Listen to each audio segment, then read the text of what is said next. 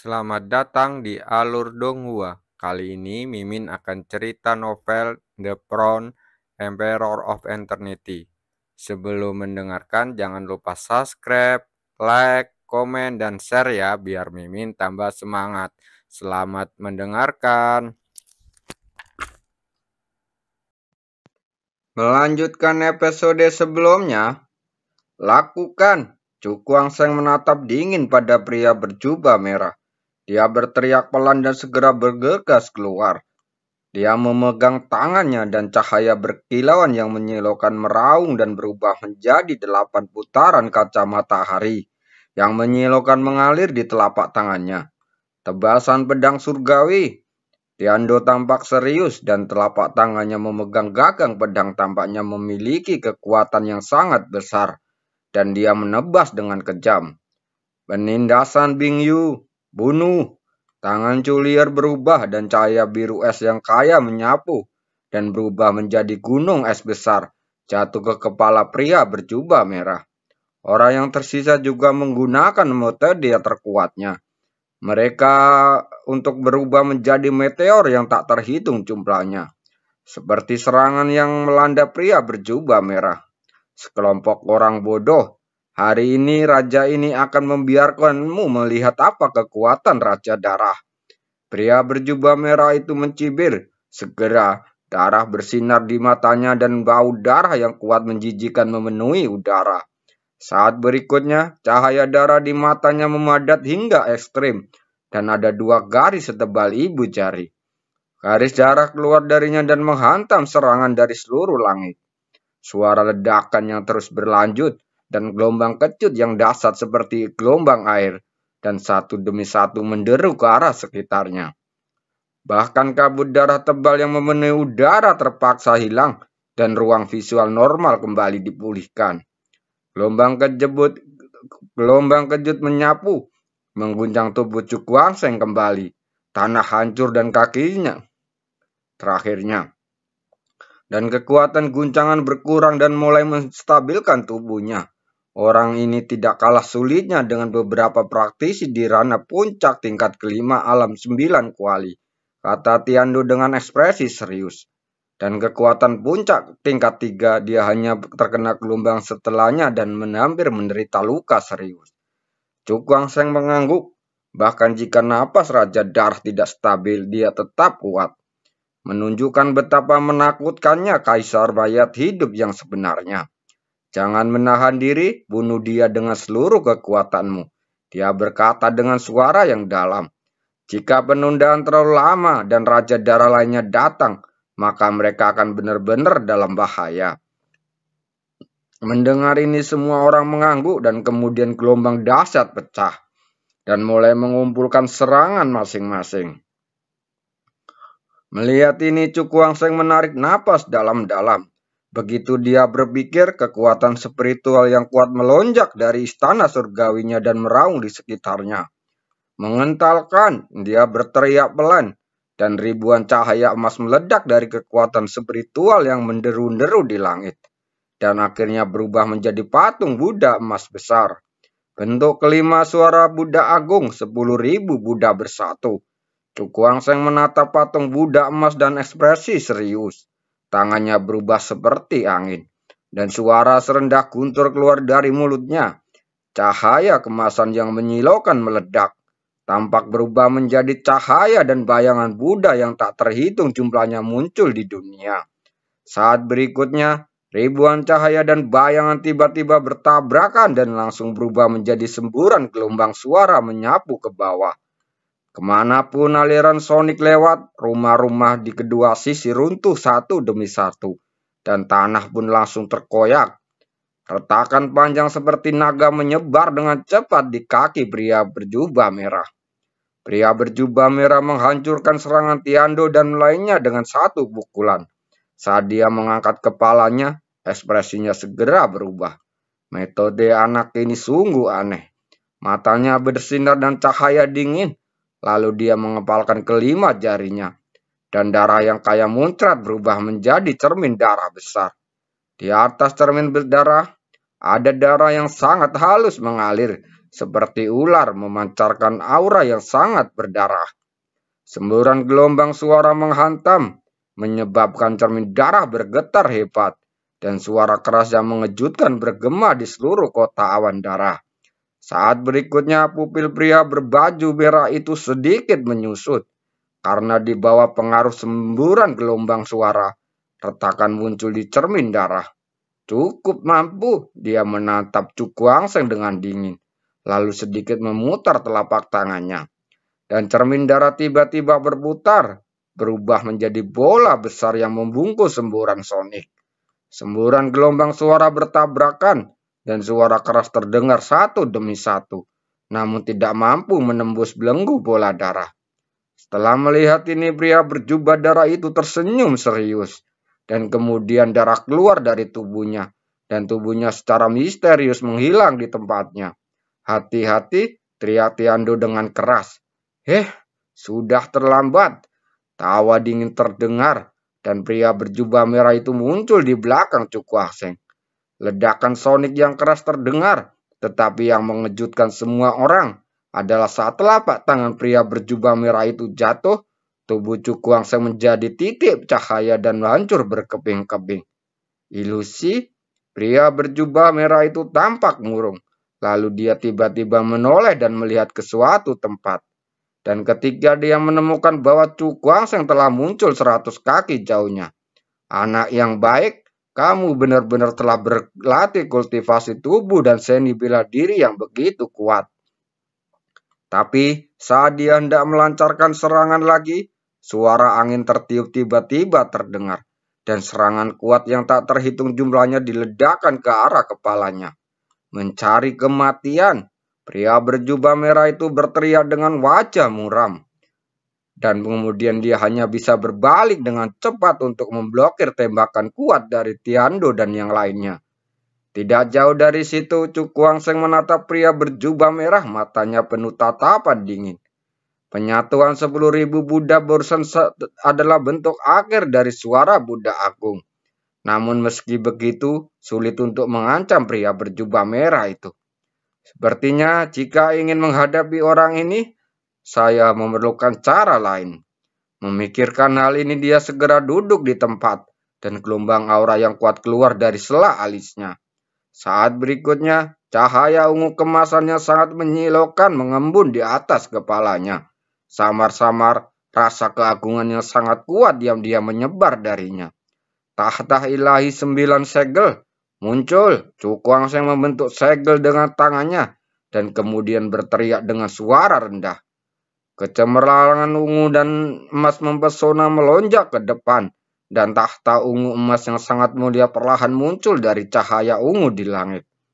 Dalam sekejap, gelombang cahaya ungu berkemasan muncul dan dengan cepat menyebar. Semua energi darah dalam jarak 100 kaki. Fenomena aneh itu secara alami segera disadari oleh pria berbaju merah. Dia menoleh untuk melihat singgasana emas ungu. Ekspresinya segera berubah dan dia kehilangan suaranya dan berkata, "Takdir spiritual?" Dia benar-benar mengenali asal mula sebenarnya dari takhta ilahi 9 segel. Mendengar suarawan ini, Cukuangseng tampak santai. Dia mengambil satu langkah ke depan dan langsung muncul di singgasana emas ungu. Kemudian telapak tangannya jatuh dari kesandaran tangan singgasana, dan sepasang pupil yang telah berubah menjadi emas ungu terkunci dengan dingin pada pria berjubah merah. Di bawah kunci pupil ungu emas, pria berjubah merah merasa ngeri saat menyadari bahwa ada ketakutan yang tak terkendali jauh dalam hatinya. Pada saat ini, Cukuangseng seolah-olah adalah raja dan dapat mengendalikan seluruh hidupnya. Pada saat ini bukan hanya dia, tetapi juga orang-orang kuat dari Gunung Tiando menatap tahta emas ungu dengan kaget, dan mereka dipenuhi dengan ekspresi kagum. Dikatakan bahwa orang ini membeli metode kultivasi takdir spiritual yang rusak dari rumah lelang wilayah utara. Tiando menatap Cukuangseng dan berkata dengan terkejut, "Mungkinkah orang ini menggunakan takdir spiritual saat ini? Apakah dari metode kultivasi yang tidak lengkap itu?" Pada pemikiran ini dia terkejut bagaimana metode kultivasi yang tidak lengkap bisa menumbuhkan takdir spiritual. Tiando menghela napas karena terkejut saat dia kagum pupil ungu emas Cukuang yang tiba-tiba memiliki niat yang membunuh. Kemudian dia meletakkan tangannya di sandaran tangan tahta dan ada cahaya ungu emas yang luar biasa. Lalu menyerbu ke arah pria berjubah merah itu. Wajahnya muram dan dia mengeluarkan kedua tangannya yang kering. Dan bayang-bayang terbang keluar dan garis darah keluar terus-menerus terjalin di udara seperti membentuk formasi. Pria itu berteriak pelan dan memukul telapak tangannya ke depan. Darah yang kaya tiba-tiba muncrat dari formasi, membawa aura yang sangat berdarah dan bergegas menuju cahaya ungu emas. Keduanya bertabrakan dan kekuatan kekerasan terus menghantam, meruntuhkan bangunan dalam jarak 100 kaki ke tanah.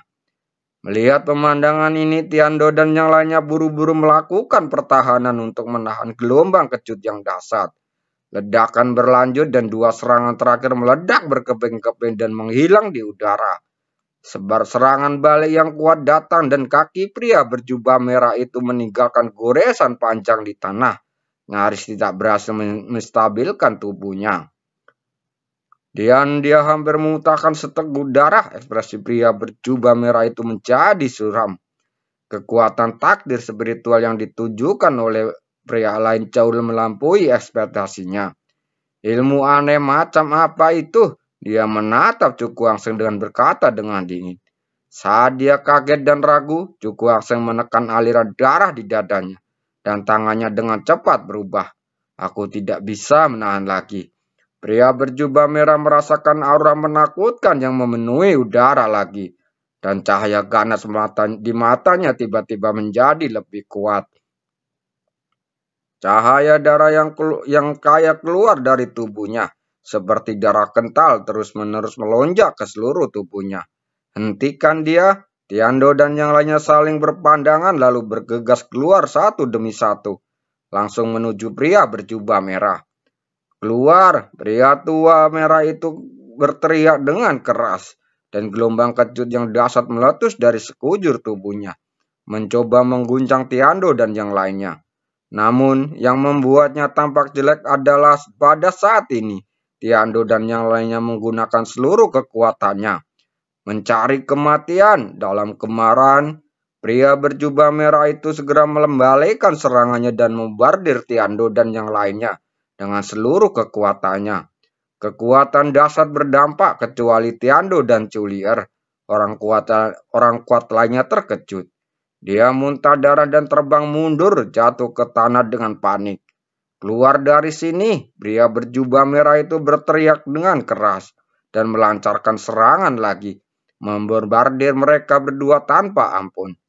Menghadapi pukulan marah dari praktisi tingkat 5 di alam 9 kuali, Culier dan Tiando tidak dapat bertahan lebih lama lagi. Dia segera menemukan darah dan terbang mundur.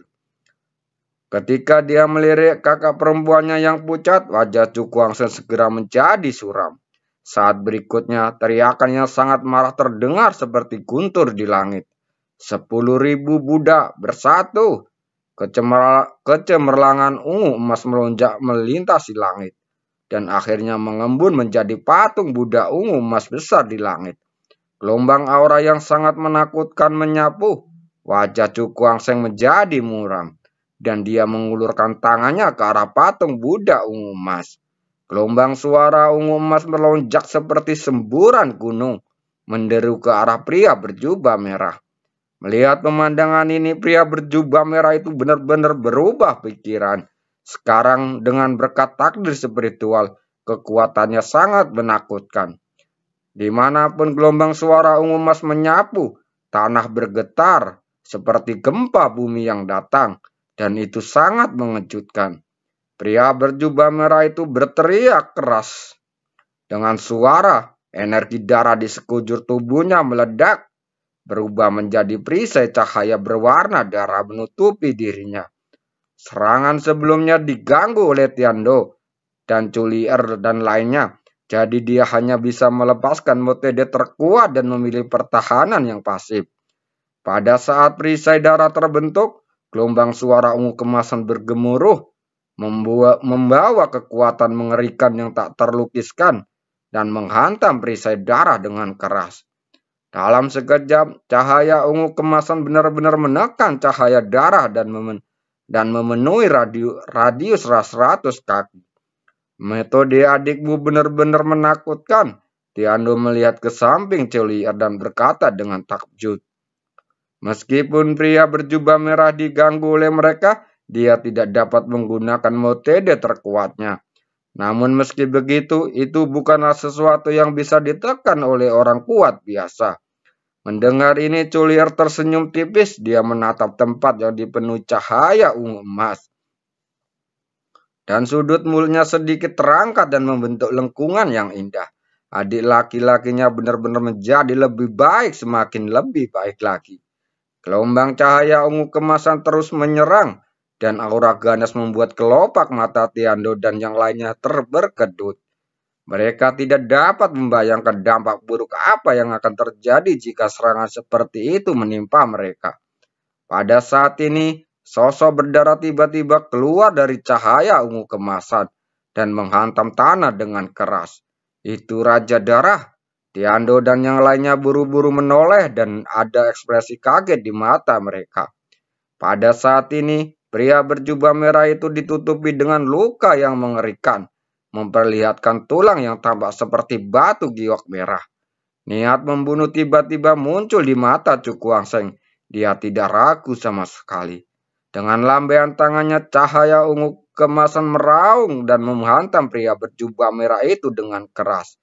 Klan Kue tidak akan membiarkanmu pergi. Jeritan melengking terdengar dan kemudian perlahan-lahan menjadi tenang. Cahaya kemasan menghilang. Tiando dan yang lainnya terkejut melihat pria berjubah merah telah menghilang tanpa meninggalkan jejak. Hari, kata Tiando dengan ekspresi jelek.